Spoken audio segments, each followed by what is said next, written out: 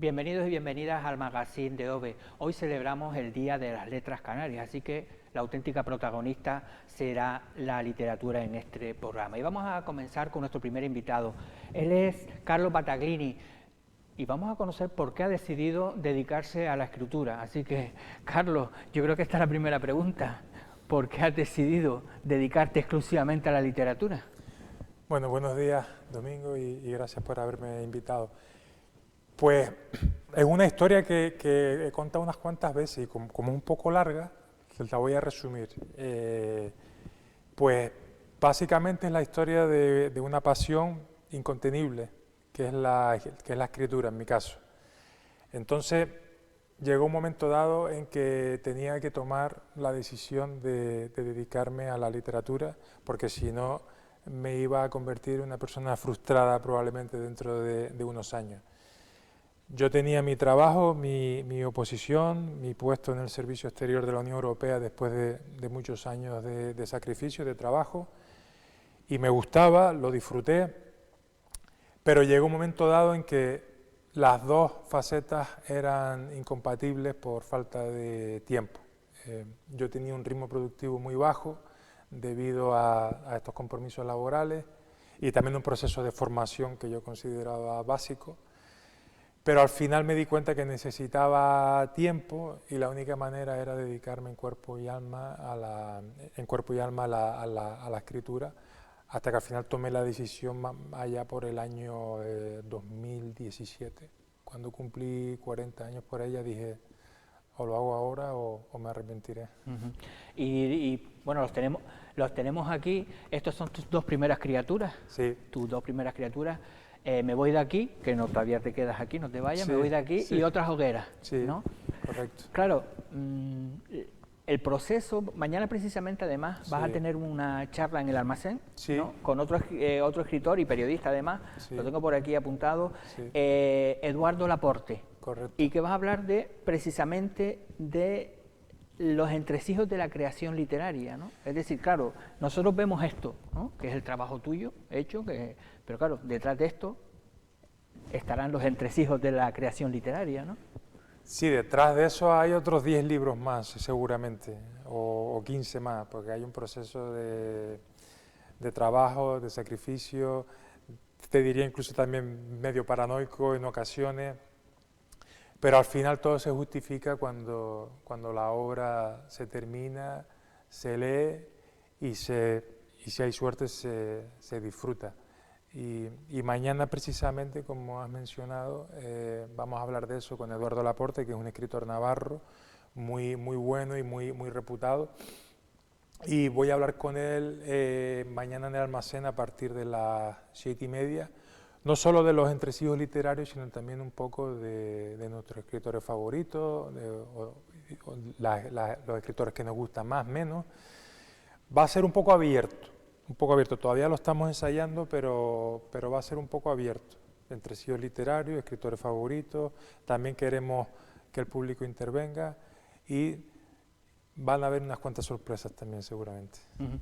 Porque además en estos libros son versos, poemas, ¿no? Relatos, sí. ¿no? Claro, no es lo mismo. No sé si a la hora de escribir también tienes que cambiar tu mentalidad, a la hora de un poema, a la hora de un relato corto. Claro, no tiene nada que ver. Vamos a ver, el primer libro, que es de relato, no tiene nada que ver con el segundo. A lo mejor desde el punto de vista temático sí, hay cosas que se parecen porque al final un escritor tiene como 4 o 5 obsesiones que va repitiendo de una manera sistemática, aunque lo diga de otra manera. A efectos temáticos sí que puede haber coincidencia, pero desde el punto de vista técnico o de creación son muy diferentes. Los relatos son pura narración en un espacio muy preciso y muy concreto. La poesía, los poemas también son precisos y concretos, pero a través de la poesía, o sea, es un lenguaje diferente, son códigos diferentes, con lo cual tienes que cambiar un poco el chip, el registro, y los resultados muchas veces son inesperados. Pero sí, cada género tiene, para mí por lo menos, cada género tiene su enfoque. Hay gente que le gusta mezclar, poesía con fotografía, con narración. A mí nunca me ha gustado mucho los híbridos. Yo, si estamos hablando de poemas, pues escribo poemas, relatos, novelas. Trato un poco de respetar la pureza de los géneros. Tú eres de Lanzarote, vives Sí. en Lanzarote una gran parte del año, no sé si todo el año. Bueno, me muevo bastante, pero Es lo que te iba a decir, sí. ser escritor y vivir en Lanzarote es un hándicap, es una ventaja. Es una ventaja si trabajas. Si trabajas todos los días es una ventaja, como si estás en Pekín o estás en Singapur o estás en París. Al final es una cuestión de apoyar, con todo mi respeto, el culo en la silla. Ahora, si me dices a efectos inspiradores o espirituales y tal, yo creo que lo es. Para mí lo es, aunque después mis obras a lo mejor no estén estrictamente relacionadas con la isla, pero sin duda hay una energía insular en toda ella. Entonces, yo creo que el espacio, en primer lugar, te vas a tener que sentar, estés donde estés, eso es, digamos, un hecho objetivo. Y el factor subjetivo, digamos, del sitio espiritual también influye. A mí a veces también me gusta mucho cambiar porque este es mi sitio natural. Entonces muchas veces al volver vuelves con pilas cargadas y escribes mejor. Yo le conté a Obi una vez precisamente que en Finlandia, donde estuve en una residencia en el 2019, descubrí ahí que el sitio influía. Yo pensaba que era una cuestión de trabajar simplemente, que lo es también, pero en ese sitio en particular, por ejemplo, había un silencio absoluto, cosa que aquí no logro conseguir por diferentes razones, y ahí la verdad es que produce de una manera mucho más de una manera mucho más consistente que De lo hecho, normal. creo que hay escritores que cuando se meten de lleno se van alquilan una casa en algún lugar recóndito, es decir, que no sea en su zona de confort, por decirlo de Sí. alguna forma, buscar olvidarse del mundo, ¿no?, a la hora de escribir. Sí, eso es muy típico y muy importante, necesario. En mi caso yo tengo que tener cuidado. Yo hice eso en Fuerteventura, en el Cotillo, y me pasé de aislamiento. Llegó un momento dado que me di cuenta que me estaba obsesionando demasiado con la literatura, con los libros, con la escritura, y que mi cerebro solo me hablaba de eso. Y cuando entré un poco en el contacto con la realidad, me noté que estaba un poco ido. Entonces ahí aprendí también a combinarlo con un elemento fundamental de sociabilidad para vivir mejor, con lo cual produces mejor. O sea, Tú me decías precisamente que estás ahora de promoción de tu segundo libro, ¿no? sí, más o menos sí. Claro, no es lo mismo vivir en Madrid, cogerte el coche, ir a Soria a presentar el libro, o ir a Valencia, que estar en Lanzarote, ¿no? Esa quizás sería el gran inconveniente para alguien que quiere establecerse aquí cuando llegan este tipo de actos, ¿o no?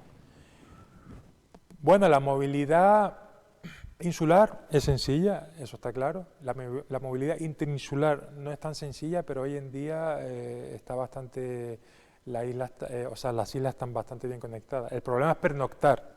Ahí ya, como dices tú, si te vas a Soria, a Segovia desde Madrid, lo más probable es que puedas volver el mismo día. Hay una cuestión económica innegable, que es el hecho de vivir en una isla que probablemente la noche casi siempre, si te sales de Lanzarote, tenga que tocarte en un hotel, en un hostal o en casa de alguien conocido. Yo diría que es un hándicap, pero que no debería ser impedimento para aquel o aquella que le ilusione este oficio para que siga adelante, porque eso también es parte de los obstáculos necesarios de toda profesión, superarlos para ser mejor. Sí, quizás a lo mejor vemos muchos libros si nos repasamos la historia, no sé yo si era antes más fácil dedicarte a la escritura que hoy día. A lo mejor tenemos hoy mucho, pero a lo mejor antes estaban acostumbrados a vivir con menos. Bueno, antes ahora lo que hay es más visibilidad, ¿no? Yo siempre pongo el ejemplo, sabes que a mí me gusta mucho el deporte, el ejemplo del baloncesto. Si yo me echo una pachanga ahora con mis amigos y la pongo en YouTube, nadie la va a ver. Ahora bien, si escriben 4.000 personas o con todo mi respeto, 4.000 personas autopublicadas y tal, y lo ponen dentro del mercado, se va a ver ruido, va a haber mucho tráfico. Entonces muchas veces ahí entra de todo, entra bueno, entra malo, entra regular, pero entran dentro del mercado, generando muchas veces un tráfico tan denso que es difícil diferenciar el grano de la paja, mientras que en otros sectores está mucho más acotado. O sea, en la NBA, por ejemplo, están los mejores, en la CB están los mejores, ya ha habido un filtro previo. El mundo de la literatura es mucho más difícil, mucho más ambiguo, y muchas veces escritores o escritoras realmente valiosas no llegan al público precisamente porque no han utilizado los canales de marketing adecuados. Es el caso, por ejemplo, de Dolores Campos Herrera, a la que celebramos este año en el Día de Canarias, que no es tan conocida, y es una escritora que vale la pena leer, precisamente por estas razones. Nuestro próximo invitado Sí. va a hablar de eso. Además vamos a leer también un pequeño poema de su obra. Claro, al escribir, por eso yo te traía hoy, porque aquí hemos presentado tus 2 libros, así que tampoco vamos a hablar mucho de ellos, pero me interesaba más ese proceso, ¿no? ¿Tienes siempre el mismo ordenador? Si no es el mismo ordenador no puedes escribir. Si no estás sentado a las 8 de la noche en tu silla preferida no puedes escribir. Mira, ayer vi un documental de Agatha Christie, que incluso cuando los nazis estaban bombardeando Inglaterra, ella seguía escribiendo. A mí me da igual. O sea, yo si puedo elegir, elijo una silla que tengo en Lanzarote, que no siempre la puedo, de hecho no puede salir de la isla porque es demasiado pesada. Tengo mi pupitre, tengo todo eso, pero si me tengo que mover, lo voy a hacer igual. Ya puede que llover, nevar, el escritor o escritora tiene que seguir ahí. Y siempre pienso en Agatha Christie, que pasase lo que pasase, ella siguiese. Si me preguntas si yo tengo la posibilidad de elegir las condiciones idóneas para escribir, pues elegiría mi silla, elegiría mi mesa, mi ordenador, que suele ser el mismo, un Apple, y por ahí tiraría. Pero ten en cuenta también que a veces cuando se dan todas las condiciones idóneas es lo peor, porque no tienes un reto. A veces tienes todo a favor y no tienes ningún reto para superar. O sea, muchas veces el escritor o escritora se crece ante la adversidad, ante la falta de medios, es cuando saca esa rabia, digamos, esa furia. Sí, además vemos a veces escribir. Estos escritores a lo largo de la historia escritora que el hambre les agudizaba el ingenio, es decir, pasaban auténticas miserias y al final salían unas grandes obras maestras de la literatura, ¿no? Claro, eso te iba a decir antes, que antes era igual de difícil vivir de la escritura. Escritores como Cervantes o como Galdós estaban prácticamente a 2 velas, nunca vivieron holgadamente. O sea que la precariedad literaria siempre ha sido parte del proceso creativo, al menos desde el punto de vista literario. Y yo creo que el escritor o escritora debería pensar sobre todo en literatura. Lo demás ya vendrá aparejado. Hombre, otra cosa es que mañana tengas que alimentar, que comerte y tengas 2 euros en tu cuenta corriente, vale, ahí tienes que hacer algo, pero el foco debería ser la escritura, la literatura, y lo otro normalmente acaba viniendo si hay un trabajo serio y consistente detrás. Claro, hoy hablábamos de la autoedición, ¿no? Que claro, cada uno puede hacer evidentemente la literatura, pero si no eres un buen lector, no eres un buen escritor, o bueno, hoy día... Sí, mira, al final uno es lo que come también, ¿no? Pues uno escribe lo que lee también, y también lo que vive, pero inconscientemente al final escribes basándote en un porcentaje muy alto en lo que has leído. Si a ti no te han dado acceso a la literatura de alta calidad, sino a libros malos o mediocres, probablemente no te vas a dar cuenta de que estás escribiendo mal. Si tienes un campo o unos registros lo suficientemente amplios como para diferenciar en una buena sintaxis, unos buenos verbos, un buen personaje, una buena historia, cuantas más referencias tengas mejor, porque sabes que vas en... Estamos en el mundo del Internet, ¿no? No sé yo, bueno, sí es verdad, cada vez los jóvenes leen menos, Tú, a la gente joven, bueno, a estos padres que tienes hijos, ¿qué les aconsejarías para ver si ellos cogieran un libro entre sus manos? Hombre, yo les recomendaría que la cultura, como decía Azaña, no nos hace libre, pero nos hace personas. Entonces, yo creo que si quieren tener unos hijos con recursos para la vida, la educación es fundamental. O sea, uno no puede defenderse en la vida sin un bagaje intelectual, educativo, teórico, cultural, porque lo más probable es que vas a tener un ser humano muy acotado a un determinado sitio sin ningún tipo de posibilidades para abrir su campo mental. Entonces la literatura o la cultura te permite viajar, trasladarte, formarte sin necesidad de hacer un esfuerzo considerable. El mundo de las tecnologías, pues lo de siempre, hay que saber cuál es el punto medio, saber hasta cómo te pueden ayudar, pero que no te controle la tecnología a ti, sino que tú tienes que controlar a la tecnología. Y esa es la labor de los padres para saber que un niño o una niña no puede estar 3 horas al día pegado a un móvil, porque de ahí no va a salir un ser humano bien formado. Bueno, yo tengo aquí este libro tuyo, yo creo que nos vas a tener, aunque sea un poquitito, nos vas a tener que leer algo. Yo hoy voy a hacer un atraco a todos los que vengan por aquí, así que toma, te dejo. Mira, yo siempre digo a la gente que lea mis poemas, porque la verdad es que no me gusta. El cortito, ¿eh? No. Vale, a ver, venga, voy a abrir uno al azar. Bueno, este no. Ya tanto al azar, te lo tenía que haber seleccionado. Sí. A ver, uno que... Venga, Tienda vacía. Venga. Este se llama Tienda vacía. Dice así: al otro lado de la calle, del cristal del escaparate famélico, hay una ausencia de parque fiel de orquídeas violetas y chillonas, y buscas descanso en la tienda, que nunca abrirá. La familia aguarda en la acera, junto a la farola quejosa. Tú entras en la tienda vacía y no te mueves, con los ojos clavados en los botes de pintura, en unas hojas de periódico esparcidas que anuncian un estreno fracasado. Cierras la puerta y te recuestas en el suelo sin azúcar, con la tontería del mundo ahí fuera, tan lejos. Acaricias el andamio oxidado. Preguntas entre susurros por los secretos del islote de Slottholmen, por los dilemas de la manzana. ¿Qué haces? Ahí no hay nada, vámonos. Espetan voces afuera.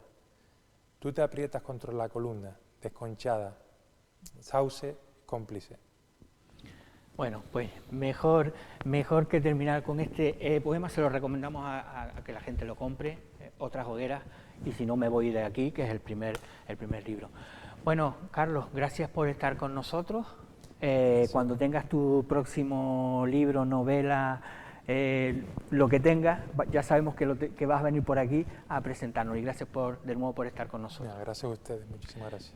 Y ahora nosotros vamos a seguir con la predicción del tiempo a la espera del próximo invitado, con el que vamos a hablar de literatura canaria.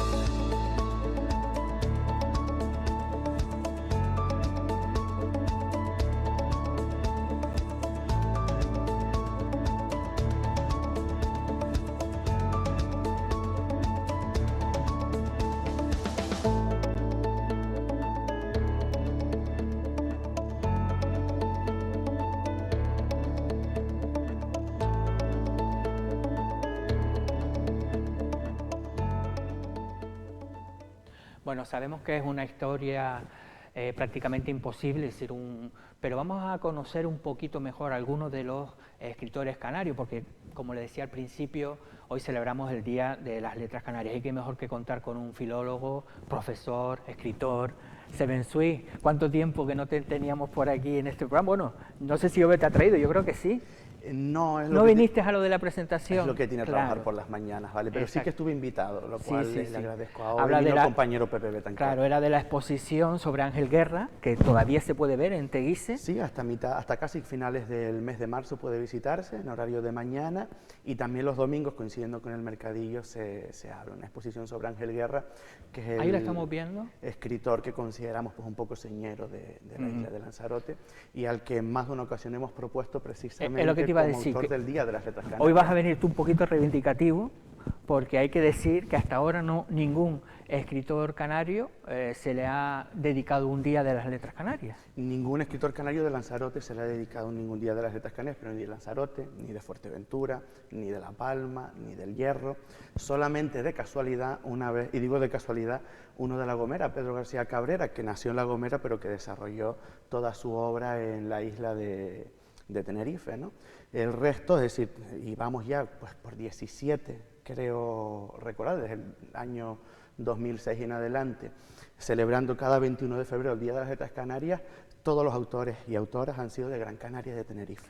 Lo que voy a hacer a partir de ahora es que cuando me venga aquí un político, un concejal de cultura, el consejero de cultura, le voy a tirar de las orejas, le voy a decir, hay que presionar más en el Parlamento de Canarias, en los gobiernos, porque chicos, yo creo que ya va siendo hora que...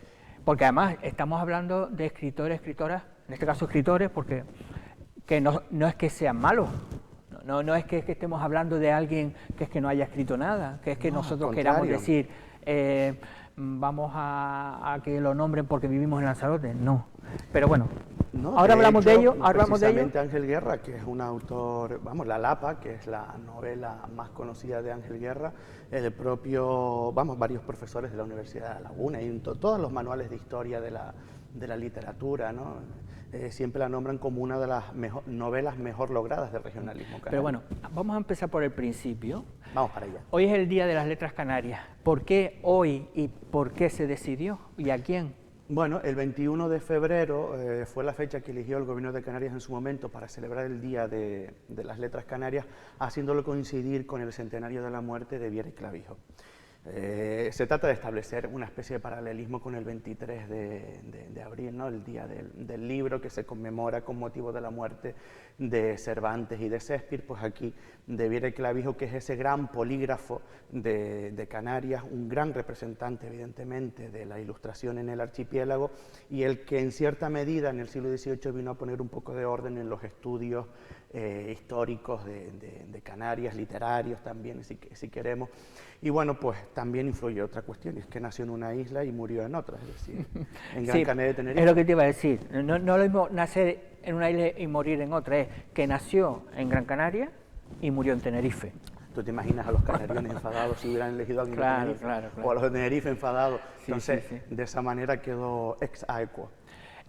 Bueno, y este año es además una periodista, yo la conocí, Dolores Campos Herrero, que a la que se le dedica este año el Día de las Letras Canarias. Vamos a escuchar un minutito su voz, que habla en un reportaje, que además si quieren lo pueden ver, entran a la Biblioteca Canaria hoy y hay un pequeño reportaje sobre ella. Vamos a escucharlo, un minutito.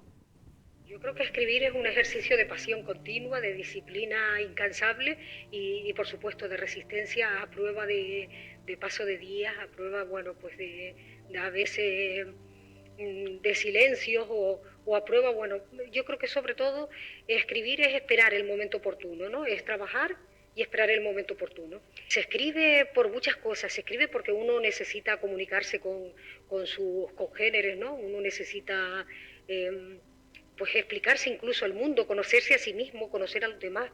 Es que la escritura es una especie de ejercicio extraño, ¿no? De por un lado uno parece que se exhibe, pero al mismo tiempo también se oculta. De hecho, también no recuerdo quién decía que no conocía mejor método de ocultamiento que escribir. Y a mí en concreto me interesa también, aparte de lo que ocurre en mi interior, todo lo que ocurre a mi alrededor. Yo creo que un escritor es alguien que observa la vida, ¿no? Y es muy interesante ver cómo era de esas autoras que eran capaces de ser eclécticas y al mismo tiempo... Bueno, ahí seguía el reportaje. Tú has traído uno de sus libros, pero lo vamos a dejar para el final. Venga, perfecto. Para que leas un pequeño fragmento, ¿no? Escritores de Lanzarote. ¿Cuántos tenemos? Muchísimos, evidentemente. Yo decía que sería imposible, pero es verdad, es imposible en un pequeño tiempo. No, claro que es dificilísimo. Mira, de hecho hace unos 20 años, una cosa así, el Cabildo me encargó que hiciera una pequeña monografía sobre escritores de Lanzarote, escritores y escritoras de Lanzarote. Me decían que lo intentara hacer unas 100 páginas y al final terminé escribiendo casi unas 400. De hecho, ese trabajo espero que esté a punto de ser publicado en breve por el Servicio de Publicaciones de... Pues entonces vas a tener que venir otra vez. Sí, pero me refiero que la gran sorpresa es descubrir que efectivamente en Lanzarote existe una tradición literaria sólida y continuada, sobre todo a partir del siglo XVIII, XIX, en adelante es una tradición literaria importante, ¿no? Nombres podríamos dar muchísimos. Yo, por ejemplo, si quisiéramos buscar los que más proyección han tenido en el exterior, pues citemos, por ejemplo, a Francisco Fernández Bettencourt, que por cierto fue doblemente académico, un señor de Arrecife, que fue miembro de la Real Academia Española de la Lengua y de la Real Academia de la Historia. Yo creo que es el único, ¿no? El único y que además doblemente académico, es decir, de las dos Reales Academias. Los tres hermanos Cerolos, Elías, Tomás y Antonio. En Arrecife sí conocemos a lo mejor a Antonio Cerolo por el colegio. Y la calle Hermano Cerolo. Y la calle Hermano Cerolo, que fuimos tan agarrados que le dimos una calle a los tres, cuando cada uno de ellos tenía méritos más que suficientes para ser... Vamos, Elías Cerolo, por ejemplo, fue el redactor de la revista, el director de la revista, de la importante revista de Canarias, a finales del siglo XIX, comienzos del XX, ¿no? Y después, pues bueno, editor también de la editorial Hermano Garnier en Francia, por ejemplo. Antonio María Manrique Saavedra, ese nació en Tetir, en Fuerteventura, pero fue notario en Arrecife. Importantísimos todos los trabajos que hizo sobre las pesquerías, pero también escritor de textos literarios, investigador histórico, muy conocido en América porque fue uno de los primeros en trazar el derrotero de Colón, un señor que no salía de aquí de Arrecife, pero manteniendo correspondencia con distintos archivos y bibliotecas. Podríamos nombrar, como ya hicimos antes, a Ángel Guerra, ¿no?, que se fue a Madrid precisamente para trabajar de periodista y que fue pues el embajador que tenían muchos escritores canarios cuando llegaban a la capital del reino. Es decir, Tomás Morales, por ejemplo, el gran Tomás Morales, a quien sí se ha homenajeado en el Día de las Letras Canarias, sí logró triunfar en Madrid, fue precisamente gracias a los vínculos que le permitió establecer el propio Ángel Guerra. Podríamos seguir nombrando muchos más. A Benito Pérez Armas, que tenemos la Casa de la Cultura en Yaiza, que por algo es. A Isaac Viera, por ejemplo, una persona bastante interesante, ¿no?, que además desarrolló su obra no solamente en Lanzarote, sino en Tenerife, en América, porque emigró. Miguel Pereira de Armas, en fin, que la nómina podría ser bastante larga. Claro, y era más una época que Lanzarote, por lo que sabemos, había miseria, no había otra cosa, así que esos trabajos de esa gente todavía más mérito, ¿no? Muchos tendrían que salir, me imagino, de aquí. Estamos hablando fundamentalmente todos estos que he nombrado son fundamentalmente siglo XIX, comienzos del XX. Ahí démonos cuenta de que se produce algo importante en Lanzarote, que es el desarrollo del puerto en Arrecife. Bueno, la clase de historia la dejamos para otro día, pero se produce que está en ese contexto, ¿no? Una pacificación de la zona, de los ataques piráticos, la ley de Puerto Francos, desarrollo de la burguesía comercial en Arrecife.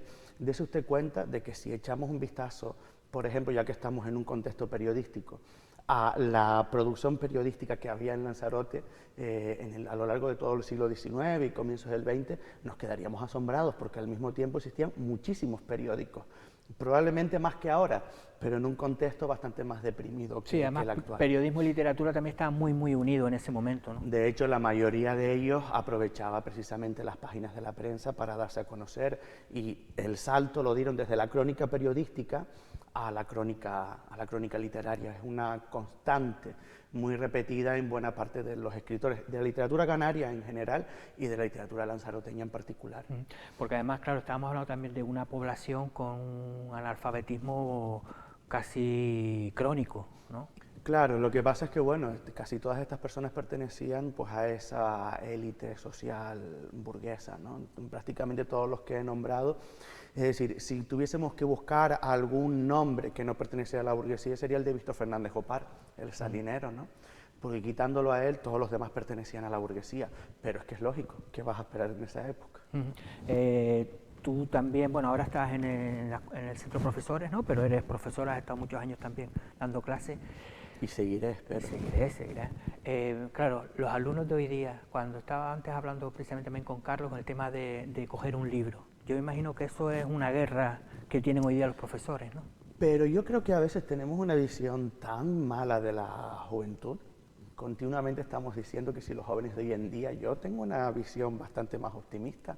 De hecho, es más, además, si estás en la trinchera... Es que necesito además tener una visión optimista, básicamente porque yo dentro de X años seré mayor, necesitaré ir al médico y serán antiguos alumnos míos quienes me cuiden. Yo sí creo que hay evidentemente de todo, y claro que hay jóvenes que están absolutamente desnortados, que están absolutamente descolocados, desubicados, pero no podemos generalizar. Yo tengo alumnos que leen bastante, ¿vale? Yo he tenido alumnos que han sido grandísimos lectores, que me han recomendado obras literarias a mí, que con una capacidad para entender y con un talento literario para escribir, que alguno de ellos ya está pespuntando. Entonces, bueno, lo que pasa es que la enseñanza de literatura, evidentemente, hoy en día no es como la que tuvimos a lo mejor los que somos menos jóvenes, ¿no? Que llegábamos el primer año de instituto y nos mandaban a leer el poema del mío Cid, ¡pum!, sin anestesia, y encima en castellano medieval para mayor abundamiento. Ahora ya leemos otro tipo de obras, a veces pues literatura juvenil, que conecte más con los gustos, y buscando un poco pues la idea de que tengan pues una experiencia lectora gratificante. Yo ahora, la verdad que no sé el programa que existe en literatura, en lengua, en los institutos, pero la literatura canaria tiene ya su hueco. La literatura canaria tiene su hueco en los programas. Otra cosa es en la realidad del aula. Démonos cuenta que desde hace bastantes años las leyes educativas tienen lo que se llama los currículos, que es ese documento normativo en el que viene el conjunto de contenidos que se debe enseñar en las escuelas. Pasa dos filtros, es decir, en primer lugar lo hace el ministerio y luego cada comunidad autónoma lo adapta a su propia realidad, pues incorporándole los contenidos que le son propios. En nuestro caso, de lo que estamos hablando, pues la Comunidad Autónoma de Canarias añade contenidos de literatura canaria. Otra cosa es que después tengamos los suficientes materiales y recursos para poder impartirlos, ¿no? Porque, claro, si nos vamos a buscar a un libro de literatura, a todos estos escritores que yo nombré anteriormente, pues probablemente no los encontremos. Claro, que esa es otra labor a lo mejor que sí hay que hacer el Gobierno de Canarias, poner al gran público, ¿no? Hubo una colección, primero. No sé si es esta, pero hubo una colección hace unos años de escritores canarios y la verdad que se repartió con periódicos y demás y estuvo bastante bien. Yo creo que mucha gente los tiene todavía en sus casas. De hecho, esa es una de las críticas que yo le hago siempre al Día de las Letras Canarias, que me parece una efeméride, como podrás imaginarte, fantástica y maravillosa. Pero la crítica que yo le hago es que se nombra, por ejemplo, para este año Dolores Campos Herrera, y yo todavía estoy esperando a que se publiquen pues, mejores investigaciones biobibliográficas sobre Dolores Campos Herrera, a que se reedite su obra, a que a los centros del profesorado o a las escuelas nos llegue obra que podamos trabajar. Yo el año pasado, por ejemplo, que fue Natalia Sosa, a mí me pedían como asesor de comunicación del centro del profesorado, oye, ¿qué podemos trabajar de Natalia Sosa? No había nada. Tuve que ponerme a buscar en el Memoria Digital de Canarias y demás, porque es que ni siquiera era fácil conseguir hacer la llegar, obra. no el día antes, sino con tiempo suficiente a los institutos. Oye, pues... Y a la población en general. Sí, y además hoy día por internet, que tú puedes mandar los libros en PDF, puedes mandar... Ediciones digitales, todo. Algo, porque de lo contrario creo que podría quedarse en un poquito de humo o de humito, ¿no? Es decir, hablemos de Dolores Campos Herrera, pero si después vamos a la librería y no encontramos a esta mujer, claro, igual la efeméride no ha sido todo lo útil que debiera ser. Ese es el punto crítico que yo le veo, pero porque soy así de repugnantito. No, porque es verdad, además. Estábamos hablando del listado de hombres, claro, mujeres, no sabemos, ¿hay alguna que tú hayas encontrado? Muchísimas en la literatura de Lanzarote. Lo que pasa es que, fíjate, si ya de por sí la literatura de Lanzarote está en un segundo plano dentro del marco de la literatura canaria, pues la mujer que siempre está en un segundo plano, en este caso, queda pues doblemente invisibilizada. Precisamente el año pasado, en el Centro del Profesorado, le dedicamos, creamos un aula, que es el espacio coeducativo, y precisamente le pusimos el nombre Dolores Morales Tofan, básicamente porque era la primera mujer de Lanzarote, no en escribir poesía, pero sí en publicar en 1971 un libro de poesía. Anteriormente a ella, pues teníamos muchísimas mujeres como Josefina Ayala, como Candelaria García Hervás, en fin. Incluso hay una mujer que estoy intentando investigar ahora con un poquito más de profundidad, una señora de Los Valles, escribió una novela interesantísima titulada Las fauces insaciables de la bestia. Que el incluso, título solo ya para... Solo el título es imponente y además fíjate en que fue premiada en los años 50 y tú te quedas diciendo, ¿cómo en los años 50 le dieron un premio a esta mujer? Porque al final la empiezas a leer y es una novela que habla, por ejemplo, del maltrato y de la violación a una mujer. ¿Y cómo se la dejaron publicar? Eso es un gran misterio. Porque ¿no? la mujer se erige a sí misma en merecedora del maltrato. Claro. ¿Cómo se te queda el cuerpo, amigo? Pero claro, interesante, ¿no? Ver cómo... Esa, la cultura machista, está claro que era la única fórmula, ¿no? Efectivamente. Bueno, estaba pensando lo que habíamos comentado al principio de que no haya ningún escritor o escritora lanzaroteña que haya recibido ese premio por el Día de las Letras, ¿no? Quizás también hay que ponernos más reivindicativos, ¿no? Porque si no, está claro que no va a llegar nunca, ¿no? Porque bueno, no hablamos solo de Lanzarote, en Fuerteventura, también claro, los hay ¿no? muy Todas las buenos, en La islas, Palma, salvo... es decir, que no estamos hablando de que el resto de las islas es un páramo vacío, ¿no? Es que esa es la sensación que puede terminar quedando, ¿no? Es decir, si viene ahora cualquier persona de fuera, ¿no? Y dice, a ver, Letras Canarias, y cogemos el listado de 17 autores y autoras que el gobierno de Canarias ha homenajeado durante estos 17 años, y empezamos a mirar el lugar de nacimiento de todos esos autores, podemos llegar a la conclusión, y autoras, llegar a la conclusión de que en Lanzarote no hay historia de la literatura, pero es que no solamente es eso. Es que yo siempre gasto la misma broma, siempre suelo venir cargado de varios manuales de historia de la literatura, incluido el de Desarrollo Canario del Currículum, que editó hace muchos años la Consejería de Educación, y les digo, busquen Lanzarote.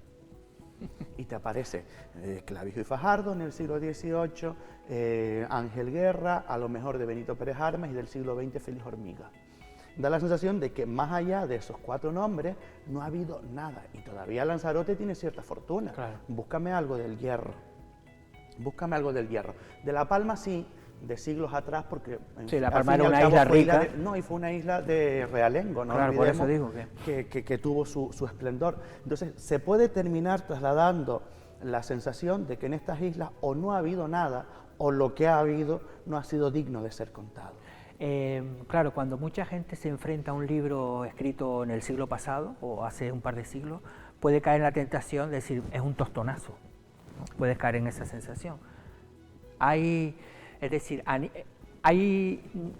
no sé cómo decirlo, hay que atreverse a leerlo. Claro, y aparte no solamente, fíjate que por ejemplo cuando yo reivindico a Ángel Guerra estoy reivindicando a un autor del siglo XX, no estoy reivindicando a un autor del siglo XVII, pero en cualquier caso, vamos a ver, es indiscutible que los clásicos deben leerse, e incluso deben leerse hasta con aquellos alumnos y alumnas que no les guste leer. Antes decía quienes me precedían, Carlos, ¿sí? Carlos, que me pareció escuchar algo así, somos lo que comemos y también somos lo que leemos. Pues básicamente yo creo que le voy a dar la razón. Es decir, necesitamos leer también buena literatura, necesitamos tener también buenos referentes literarios. No está tan mal leer, por ejemplo, Las Mil y Una Noches, por muy viejas y antiguas y por mucho anterior a nuestra era que sean. Es más, si las leemos probablemente nos podamos sentir identificados con muchas de las cosas. Los clásicos de la literatura son clásicos precisamente porque perduran, precisamente porque todavía en nuestra sincronía, porque en nuestro momento histórico podemos encontrar cosas que nos despierten un algo en nuestro interior. Bueno, trajiste uno de los libros de Dolores Campos Herrero, que nos vas a leer ¿Qué libro es? Bueno, el libro es Basora, es un libro de cuentos, porque tengo varios en casa, le di vueltas a cuál era el que traía, y a veces cuando tienes que recomendar un libro a alguien y no sabes muy bien, pues a veces recomendarle un libro de cuentos puede ser una buena opción porque no te lo tienes que leer entero, puedes elegir, claro. Y cada cuento tiene su propia unidad. Basora en realidad es una ciudad de Irak y en buena medida parte de los relatos parecen estar ambientados allí, pero a poco que uno lea se da cuenta de que es un espacio, una geografía ficticia, que incluso en algunas ocasiones tal vez hasta podría confundirse con Canarias. Yo, bueno, no voy a leer un cuento entero, simplemente, pues tal vez por el clima que hemos tenido, por el tiempo atmosférico que hemos tenido en los últimos días, elegí uno que se llama Siroco. Sí, y está claro que es Canaria, porque sí, con ese título, ¿no? Sí. El calor aún no era sofocante, pero era de temer la avanzada del día, el mediodía caliente, abriéndose paso por aquella mañana de vaho terroso. Maldito Siroco, maldito, imprecaba Toribio, 45 años en Villa Margarita y todavía no conseguía acostumbrarse a aquel condenado viento del sudeste. Pensaba que no había nada peor. No se podía ver el cielo, así que era inútil mirar hacia arriba. No obstante, el panadero no podía evitar hacerlo de vez en cuando. En el 54, Toribio tenía 11 años. El curso acababa de empezar y él iba hacia la escuela con su maleta de cartón cuando vino una mancha roja y espesa que avanzaba por el mar. Era una nube que se arrastraba a ras de agua y al llegar a la tierra se deshacía y dispersaba. Cientos y cientos de langostas sobrevolaron el pueblo y ese día no hubo escuela. Todavía recuerda cómo él y su madre salían a la puerta a armar ruido con las cacerolas como mejor forma de combatir la plaga. 4 años más tarde, las langostas volvieron y el estómago se le contrae ante la posibilidad de ver aparecer sobre el cielo la bandada de insectos, sobre todo porque le viene a la memoria la imagen de su hermano de 2 años en el patio de su casa, su hermano, inocente y feliz, masticando langostas. Estás hablando de la langosta y esa imagen, no masticando, pero sí me las han contado mis padres, de esa plaga de recorrer las tierras de cultivo espantándolas, que era un trabajo como intentar recoger la arena o el agua del mar, pero era la desesperación de los canarios. Pensé, Juan, yo creo que tendrías que venir más veces a este programa y así te escapas. Decimos que es una, ¿cómo es? Bueno, es una tarea, de servicio. Exacto, una comisión de servicio para difundir la literatura canaria. Oye, pues nada, encantado de que estés con nosotros y nosotros ahora vamos a seguir. En este programa apostamos mucho por el medio ambiente y ahora Canarias también está haciendo por su desarrollo sostenible. Vamos a ver un poquito de este vídeo en lo que esperamos al próximo invitado.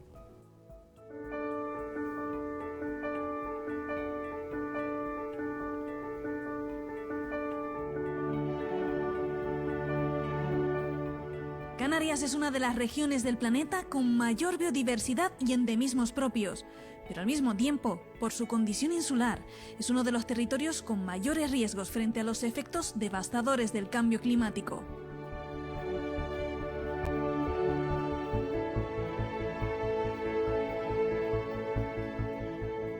Dentro del marco de las políticas de acción climática y energética del Ministerio de Transición Ecológica y Reto Demográfico y el Gobierno de Canarias, nace la Estrategia de Energía Sostenible de Canarias.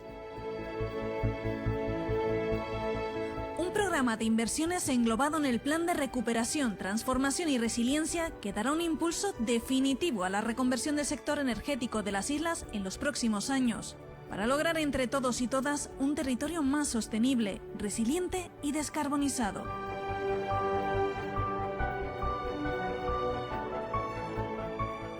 La Estrategia de Energía Sostenible en las Islas Canarias prevé la movilización de 466,67 millones de euros, que se materializarán entre 2022 y 2026.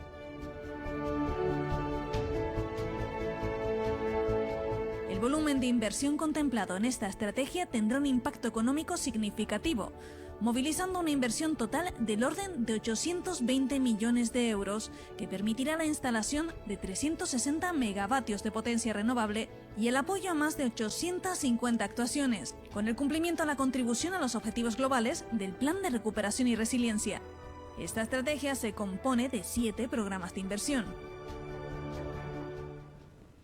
Bueno, el pasado viernes se inauguraba en la Avenida Marítima la escultura La Mirada de César, pero para llegar a esa inauguración ha habido un trabajo arduo de más de 3 años y los promotores de la iniciativa era una asociación cultural que se creó para ese fin y tenemos ahora a su presidente, Alfredo Matallana. Se inauguró el viernes, pero hay que decir que ha habido trabajito. Estamos felices porque después de 3 años por fin la hemos visto plantada, la hemos recibido y después la vimos plantar y fue un acto muy simpático de bienvenida de la estatua a Arrecife y estamos felices porque el resultado ha sido magnífico, tanto estructuralmente la estatua, el conjunto escultórico como su ubicación. Su ubicación, el que está ahí en la avenida Col, ¿verdad? Mirando César a través de ese ojo, esa alegoría de un ojo y él sentado en el lugar teórico, centro teórico de la pupila y está mirando hacia esos dos elementos históricos, artísticos como es el Puente de las Bolas y el Castillo de San Gabriel. Ha quedado muy bien, francamente bien.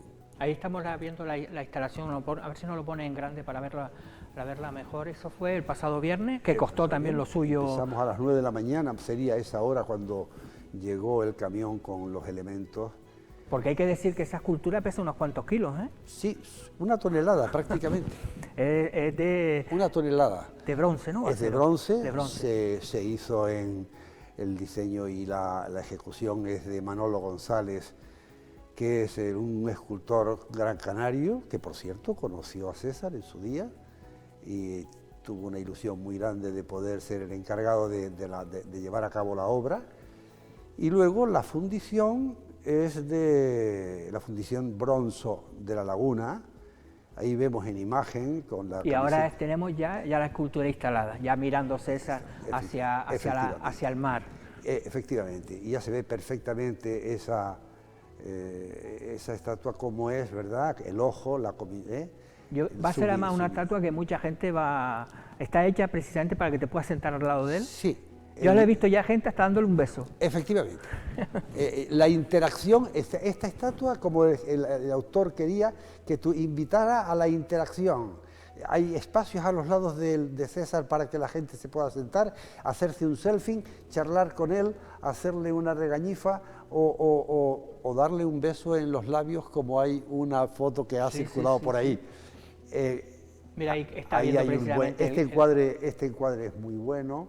Y esta es la placa sencilla, el pueblo de Lanzarote a César Manrique, el centenario. Porque, volvemos al principio, fue en el año 2018 cuando ustedes tuvieron la idea, porque en el 2019, 2019-2020, claro, ese tiempo se iba a celebrar, o se celebró, el centenario del con muchos del actos culturales por parte de muchas instituciones. Y nosotros, digamos que los paisanos de César, que teníamos pendiente de hacerle algún día un homenaje propio de sus paisanos, del pueblo de Lanzarote. Pensamos en la estatua como un elemento clave, ¿no? para conseguirlo. Es más, el Cabildo sacó un concurso de ideas para el centenario y nosotros, que ya teníamos la idea, nos aceleramos, ¿verdad?, en una rueda de prensa el día 23 de agosto del 18 para dar a conocer nuestra idea, nuestro proyecto, y que en ese concurso de ideas nadie nos lo pisara, ¿no? Y así fue. Sí, porque además este boceto estaba trabajado también antes de esa fecha. Tengo idea que sí, que hubo una oportunidad anterior en la que Manolo González fue designado o por lo menos entró en concurso para algo en Arrecife, que después no prosperó.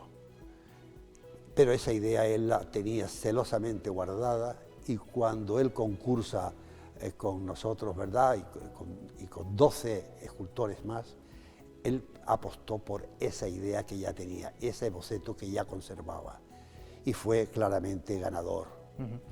Estamos hablando de felicidad, pero ha habido momentos, me imagino, que también duros en este tiempo. Sí, porque primero también tocó la pandemia por medio. Todo hay que decirlo, este acontecimiento inesperado de carácter sanitario y de una dimensión mundial. No cabe duda que paró todo el proceso, el mundo se paró, y también nuestro proyecto. Costó mucho tiempo conseguir las subvenciones, costó mucho tiempo conseguir de la gente, ¿verdad? La suscripción pública, la aportación fue duro, fue muy trabajoso, y los medios como este nos ayudaron entonces mucho a hacer llamamientos a la colaboración, y poco a poco fue, por fin, se ha producido el parto, y prácticamente la escultura, el escultor ha cobrado, la Fundación Bronzo le queda muy poquito por cobrar, hay algunas deudas pendientes pequeñas que esperamos cubrir pronto, ¿verdad? Esperamos cubrir pronto, y luego ya, a partir de ese momento, hacer la liquidación ante el registro de asociaciones del Gobierno de Canarias, hacer la liquidación de todas nuestras cuentas y solicitar la disolución. Porque eso fue uno de los objetivos que ustedes dejaron muy claro desde el principio, la transparencia de las cuentas. Claro, eso era clave. Y además, el no perdurar nosotros en esto, sino que esto tenía un objetivo claro, monográfico de la escultura, y nosotros nos disolvemos a continuación. Esto ha sido entrar de puntillas en el proceso, ya está hecho, y ahora nos volvemos a nuestro sitio, a nuestras diferentes vidas, también de puntilla y sin grandes algaragadas. Aquí el único y gran protagonista es el pueblo de Lanzarote, pero sin duda con una sintonía y una complicidad estupenda de algunas instituciones, de las instituciones públicas, que nos han ayudado porque ha habido una buena, ya digo, complicidad. Y un cierre de filas en torno a la figura. Es lo que le iba a decir, es decir, ha habido una unanimidad de la sociedad lanzaroteña en su conjunto por apostar por el proyecto. Es decir, no ha habido, mira que César tuvo la mala suerte en vida de no poder ser hijo predilecto. Lo fue después, que fue una pena no haber sido en vida. Las guerras políticas, pero en esta ocasión, por lo menos en eso, sí que no creo que hayan tenido ustedes ningún problema, ¿no? Ningún problema. Dentro de la población de Lanzarote habían más afectos a él y otros menos, pero todos entendieron que esta figura universal y además paisano nuestro se merecía este reconocimiento, porque nadie olvida que César Manrique dio a conocer a Lanzarote en el mundo, cambió el modus vivendi de sus gentes, y hoy este medio de vida que tenemos, esta calidad, que se la debemos a él en gran parte, ¿no? Ustedes también fueron a la Fundación César Manrique a presentarles el proyecto. ¿Qué tal esa relación con la Fundación? También ellos han pasado ahora un tiempo... Nosotros, en cuanto nos elegimos como comité, al principio tres personas que, verdad, que era para ser un comité promotor antes de convertirnos en asociación, lo primero que hicimos fue hablar con la familia y hablar también con la Fundación, porque considerábamos a la Fundación parte de la familia de César. Era, digamos, un hijo de César, ¿no? El hijo biológico que no tuvo, lo tuvo en la forma de Fundación César Manrique. Y obtuvimos el beneplácito de todos. Entonces ya seguimos adelante, nos constituimos en asociación como el método mejor y más transparente de llevar a cabo lo de la suscripción pública. Esos fueron los inicios y estos son los frutos. Claro, no sé yo si al final, durante ese proceso de que buscando las perras, por decirlo de alguna forma, sí. Claro, al final también tuvieron que recurrir a las instituciones. No sé yo si hubo esa magua por no haber, a lo mejor, haber obtenido más dinero de los ciudadanos. Pero eso es una culpabilidad es una autocrítica que tengo que hacerme yo y mis compañeros de la Junta Directiva. Quizás no supimos movernos bien para obtener de una manera más fácil y más cuantiosa la aportación económica del pueblo de a pie. Quizás nos faltó hacer algún acto más o algunas cosas, pero nosotros consideramos que las instituciones son también sociedad civil. Son los representantes de la sociedad civil que viven por los impuestos de la sociedad civil. No tuvimos ningún complejo de recurrir a ellos para que nos echaran una mano. Y así lo aceptaron, sin ningún tipo de trabas. Y además, sin ningún tipo de trabas, y además superando todas esas pequeñas diferencias de tipo ideológico y de tipo, ¿verdad? Bueno, pequeñas que en ocasiones son enormes. Que a veces, sí, que pequeñas y grandes, pero que de verdad, lo dejaron todo a un lado para cerrar pilas en torno a este proyecto, cerrar filas, digo, en torno a este proyecto y a la figura de César. No hubo ninguna duda. Otra cosa es que todavía hay alguna institución que no ha podido materializar la donación por motivos de presupuesto o motivos pero llegará, sabemos que llegarán, estamos ahí hablando con ellos para que eso llegue y podamos terminar de satisfacer los pagos que nos quedan por hacer. Al final la ubicación en la avenida Col, ¿no?, al lado del Puente de las Bolas, no sé si también eso fue una cuestión trascendental dentro del proyecto, ¿dónde colocar a César? Había que buscar un sitio primero que estuviese cerca de donde César nació en el charco de San Ginés. Había que buscar un lugar que era Arrecife el más adecuado en cuanto a la capacidad de afluencia de gente para que lo pudiese ver, no solamente de la isla. Arrecife es la más poblada, a Arrecife viene todo el mundo a hacer gestiones y tiene la escultura para poderse ver con más facilidad. Pero es que además también está en un punto donde el tránsito de gente que viene de los cruceros pasa por allí casi obligatoriamente. Cuando antes de salir del barco ya le han informado quién es César Manrique en Lanzarote, ¿no? Y se lo van a encontrar de camino cuando van a Arrecife a hacer sus compras. Era un punto ideal. Por otro lado, había que buscar en esa mirada de César que se llama la escultura, había que pensar muy bien hacia dónde la orientábamos. ¿No? Claro. Había varios puntos posibles, pero es que ese nos pareció un encuadre perfecto. Rápidamente nos pusimos en contacto con Patrimonio. Patrimonio nos lo aprobó. No nos lo aprobó en un principio porque iba a estar un poco más rodado hacia la boca del muelle, pero luego ya hablamos con el ayuntamiento para que nos dejaran expedito un lugar donde era perfectamente posible, sin modificar la escultura, para que estuviese mirando al castillo y al Puente de las Bolas. Bueno, pues ya tenemos la escultura instalada, ya está César mirando hacia su ciudad, a una parte de la ciudad, y ahora solo queda que la gente lo disfrute. Que la gente lo disfrute. Ustedes ya, yo creo que ya el trabajo que hicieron ya está hecho, ¿no? Como sí, decía. Está hecho y un gran trabajo, además. Sí. Bueno, hoy tenemos el Día de las Letras Canarias. César ha escrito mucho también a lo largo de su vida, otro tipo de literatura, y yo para terminar voy a leer, un parrafito de La palabra encendida. La palabra de César siempre ha estado encendida, y a nosotros los lanzaroteños pues es como una pequeña Biblia que tengamos algunos de sus libros. Así que con estas palabras me despido de todos ustedes y hasta mañana. Así que vamos primero con César Manrique. Me siento pastor no solamente de vientos y volcanes, como me ha dicho Rafael Alberti, sino sobre todo pastor de la creación. Nos queda tiempo entonces para salvar lo que nos queda. Así que entre todos vamos a salvar Lanzarote. Hasta mañana.